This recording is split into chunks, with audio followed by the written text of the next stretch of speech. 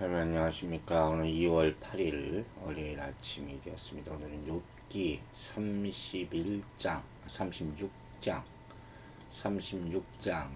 1절부터 16절까지의 말씀 보도록 하겠습니다.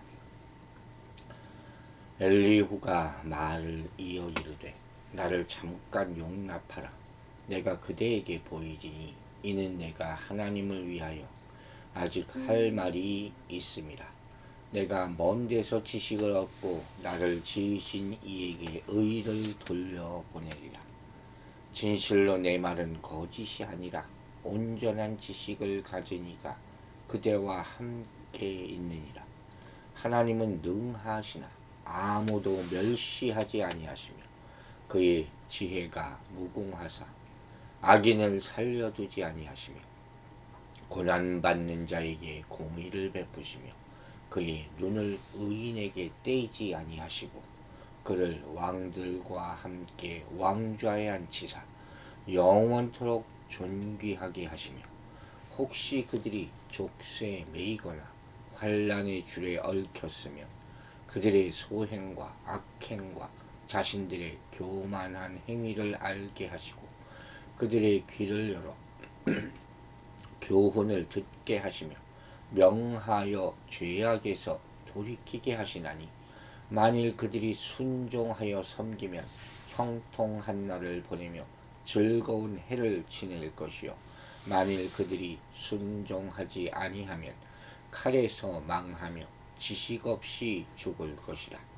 마음이 경건하지 아니한 자들은 분노를 쌓으며 하나님이 속박할지라도 도움을 구하지 아니하나니 그들의 몸은 젊어서 죽으며 그들의 생명은 남창과 함께 있도다. 하나님은 곤고한 자를 그 곤고에서 구원하시며 학대당할 즈음에 그의 귀를 여시나니 그러므로 하나님이 그들을 환난에서 이끌어내사 좁지 않고 넉넉한 곳으로 옮기려 하셨은즉 무릇 그대의 상에는 기름진 것이 놓이리라. 이제는 악인의 벌을 받을 벌이 그대에게 가득하였고 심판과 정의를 그대를 잡았나니라. 17절이죠. 16절까지 오늘 말씀 보도록 하겠습니다. 자, 여기서 이 36장에서 엘리후는 욥이나 친구들이 이제는 자신의 말에도 흥미를 잃었다는 것을 감지하고 있어요. 그래서 이제 계속해서 또 아직 할 말이 남아있다. 자신의 발언을 잘 들으라, 용납해달라 이렇게 요청조로 말하는 것을 볼 수가 있습니다. 흥미롭게도 엘리후는 여기서 자신이 하나님을 위하여 발언한다 이렇게 주장해. 자신을 지으신 하나님이 의로우신 분임을 입증하되 불원천리하고 먼 곳에서 찾아다니며 얻은 지식을 가지고서 그렇게 하겠다 하고 밝히고 있어요. 그는 자신이 확신에 찬 어조로 자신이 하는 말이 거짓이 전혀 없으며 자신이 온전한 지식을 가진 자로서 욥의 곁에서 말하고 있다는 것을 4절에서 더 강조합니다. 이로써 자신이 욥을 위한 중재인 역할을 하고 있다는 것을 정당화시키는 거죠. 그리고 나중에 하나님께 돌려지는 완전한 지식, 하나님을 아는 지식이죠. 이것이 자신에게 있다고 밝힘으로써 자신이 지금 말하는 것이 인간의 지식으로 말하는 것이 아니다 이렇게 말하는 거예요. 그런 얘기를 한 적 있죠. 남의 위로하는 것도 조언하는 것도 성령의 역사로 하는 것이다 하는 거예요. 여러분, 우리는 고난의 해결책이 이 욥기를 보면서 고난에 대한 해결책은 하나님에 대한 바른 지식에 근거한다는 사실을 알아야 돼요. 하나님은 어떤 분이신가? 하나님은 우리 인생을 어떻게 다루시는가? 그분은 왜 고난도 주시고 복도 주시는가? 하나님은 죄와 의에 대해서 어떻게 심판하시는가? 또 순종에 대해서는 어떻게 반응하시는가? 고난이 아무리 하느님이 가르치시는 현장이라 하더라도 하나님에 대한 온전한 지식이 없으면 하나님의 말씀을 들을 수도 없고 분별할 수도 없고 깨달을 수도 없기 때문이에요. 그렇죠? 고난뿐만 아니라 다른 모든 일에 있어서 하나님을 아는 지식이 해결책이다 하는 그런 말씀이에요. 우리가 하나님을 알 때, 진짜 알 때, 그죠? 그분이 옳으시다는 것을 함께 알게 되고, 비로소 우리의 문제에 대해서 안심할 수 있게 되는 것이에요. 우리가 안심하고 평강을 찾는 것은 우리가 그 답을 알거나 미래를 예측하기 때문이 아니에요. 그건 우리가 알 수 없어요. 그 이유는 선하신 전능자 하나님이 우리를 지켜주실 것을 믿기 때문이죠. 그렇다면 우리가 하나님을 어떻게 알 수 있느냐 이렇게 물어볼 수 있잖아요. 바로 성경의 계시를 통해서다 하는 것입니다. 하나님의 말씀인 성경은 하나님을 온전히 알 수 있는 유일한 원천이 되는 것이에요. 그러므로 고난당하는 사람이 성경을 찾는 것은 지극히 당연한 일이다는 그런 말씀이죠. 성경을 통해서 하나님을 알 수 있고 고난을 이길 수 있기 때문인 것이에요. 자, 이제 5절부터 엘리후에 따르면 하나님은 전능하신 분임에도 불구하고 어느 누구도 멸시하지 않으시다. 이렇게 얘기합니다. 많이 알고 있는 사람 좀 자기보다 모자란 사람들은 무시하잖아요. 하나님은 그렇지 않으시다는 거예요. 오히려 사랑으로 지켜주시는 분이다. 전능, 지능, 지혜가 무궁하신 분이기 때문에 악인을 살려두지 않으시고 또한 고난받는 자에게 공의를 베푸시는 분이기도 하다고도 말합니다.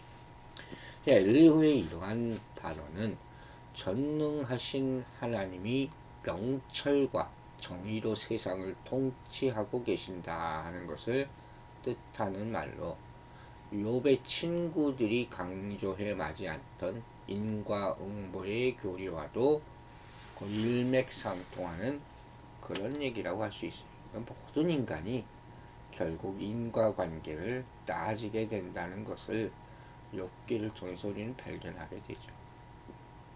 그게 틀린 말은 아니지만 한계가 있다는 것이에요. 엘리후는 7절에서 죄인들이 종종 형통함을 누린다는 욥의 생각을 보상교리나 다름이 없는 주장을 통해서 배격을 하고 있어요.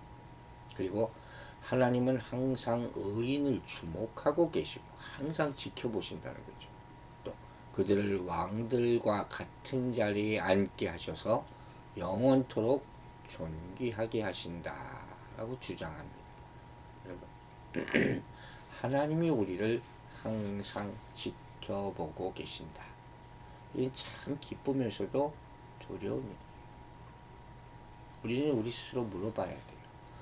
항상 우리는 하나님의 눈길을 알며 느끼는가? 그렇죠? 참된 신자라면 자기 안에 예수 그리스도가 계신 줄을 알 거예요. 창세 전부터 우리를 알고 계신 하나님은 지금까지 한순간도 그 눈길을 우리에게서 거두지 않으셨습니다. 모든 악과 위험으로부터 보호하시고 이렇게 살게 하신 것을 보면 하나님이 얼마나 우리를 사랑하시는지 우리는 알게 되는 것이에요. 그러므로 우리가 어떻게 고난을 감당하느냐 하는 자세가 중요해요. 무슨 의미인지 아시겠습니까? 고난 자체에 너무 초점을 맞추지 말라 하는 거예요. 하나님이 계속 보고 계시다면 뭘 보고 계시겠어요? 결과보다, 결과는 하나님의 손에 있는 거니까. 내 아들이 어떻게 저것을 이겨내나 이걸 보고 싶으실 거예요. 이 모습 가운데 내 본연의 모습이 나타나는 거예요. 그러므로 잠깐에 일어나는 일 가지고 속단하지 말아야 된다 하는 것이죠. 하나님이 일하고 계시기 때문이에요. 자, 그런데 이렇게 고난을 이기고 존귀함을 받는 의인들이라 할지라도 하나님의 거룩한 뜻을 무시한 채 악을 행하게 될 수도 있어요. 그러면 형벌을 받게 된다 하고 8절에서 말합니다. 하나님이 이처럼 악에 빠짐으로써 심판을 받은 의인들을 그대로 두지 않으신다.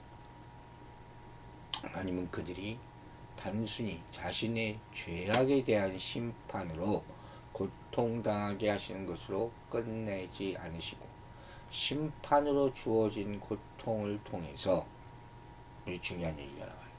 자신의 소행과 악행과 교만한 행위를 깨닫게 하시는 것. 그것이 하나님의 매죠. 하나님의 매. 징벌의 이유예요.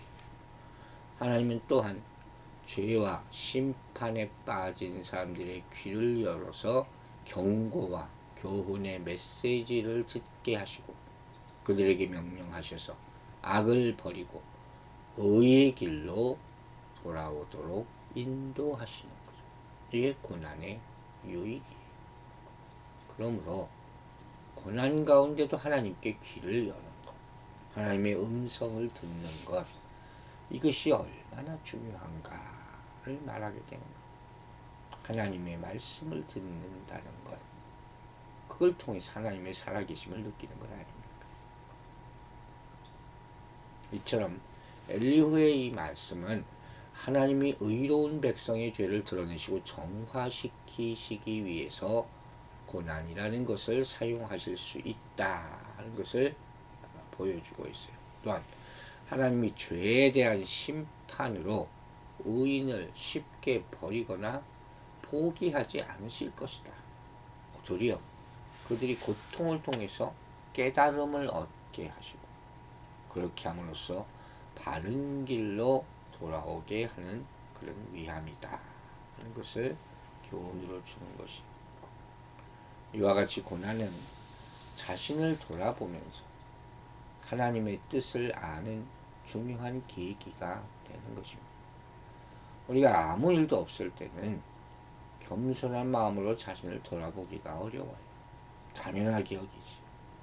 그러므로 하나님은 고난을 통해서 죄를 깨닫고 하나님을 더욱 알아서 회개하며 돌아오게 만드시는 거예요. 그래서 고난의 현장이라는 것이 신자들을 훈련시키는 하나님의 학교다. 이렇게 표현하기도 하는 것입니다. 자, 이제 11절부터 순종과 불순종의 결과에 대한 말씀이 나와요. 엘리후에 따르면 하나님은 범죄한 의인들이 자신들의 잘못된 행실을 깨닫고 그것을 제거함으로써 다시금 신실한 마음으로 그분을 섬기게 하시려고 고통과 시련을 주셨다. 이렇게 말합니다. 우리 앞서 말한 바와 같죠. 이전처럼 진심으로 그분을 섬기고자 애쓴다면 날마다 행복하고 형통한 삶을 누릴 것이다. 이렇게 보장해 주시는 거죠. 그러나 반대로 범죄한 의인들이 하나님께 불순종하고 그분의 말씀을 귀담아 듣지 않는다면 큰 심판을 받아서 칼에 멸망할 것이고 지식 없이 죽게 될 것이다. 지식 없이 죽는다는 것은 자기들이 왜 죽는지도 모르면서 죽는다는 거예요. 비참한 거죠. 아무도 그의 죽음을 눈치채지도 못할 것이다. 이제 13절부터 엘리후는 마음이 경건하지 못한 사람들은 하나님이 내리시는 형벌과 고통을 받을 때 반성하고 참회하는 마음으로 하나님께 방향을 돌이키지 않는다고 얘기합니다. 도리어 어떻게 합니까? 하나님께 불평하죠. 화를 내고 내가 왜 하는 말만 계속하는 거죠. 이렇게 길이 갈라지게 되는 거예요.